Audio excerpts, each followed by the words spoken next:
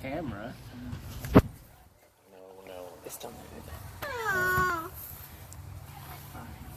So dogs, they're the third most popular pet according to a live science study done in 2013.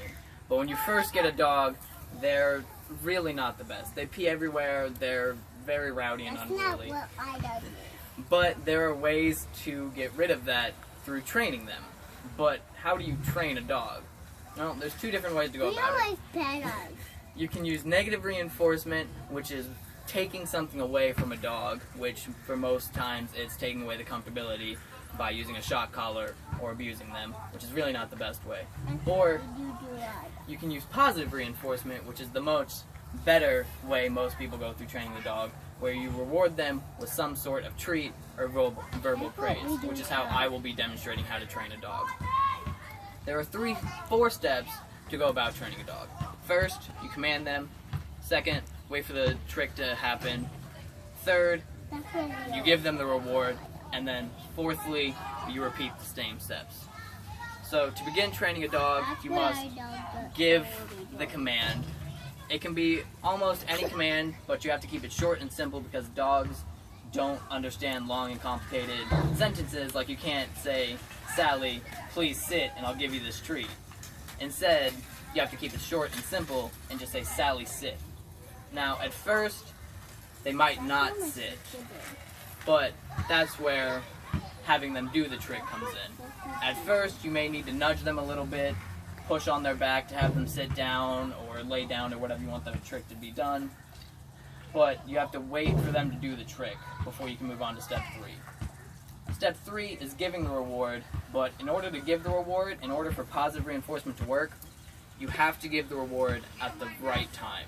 You can't give it too long after they do the trick, otherwise the brain won't associate the reward with doing the trick. They'll just be like, "Hey, I got this treat for doing nothing." You have to wait just a couple of seconds after they do the trick. But if you wait too early, again, it's the same thing as if you wait too long. They'll just be like, "I got this treat for doing nothing." And so you have to wait just a couple seconds after they do the trick, but they can't stop doing the trick. If you have them sit and then stand back up and you give them the treat, the dog will associate getting the treat with standing up instead of sitting. So, in order for positive reinforcement to work, it's really all about timing and verbal praise. Now, you don't always need a treat after you give them a couple treats and they do get associated with the command to the trick, to the treat. You can just take away the treat and give them verbal praise, and it should continue working the same. But in order for all of this to work, you need to repeat this. Positive reinforcement does not work only after one time. You have to repeat and repeat. It may take 5 different tries, it may take weeks, it all depends on the complexity of the trick. If you want them to sit, it'll probably only take 10, maybe 5 times for them to learn how to sit. If you want them to go fetch a ball, bring it back, drop it in front of you, and then run back out into the field, it might take a couple more weeks, because that's a little bit more complex for them to learn. But after all of this is done, training a dog just comes down to simple psychology. You just need to have their brain associate getting the reward with doing the trick after you give a command.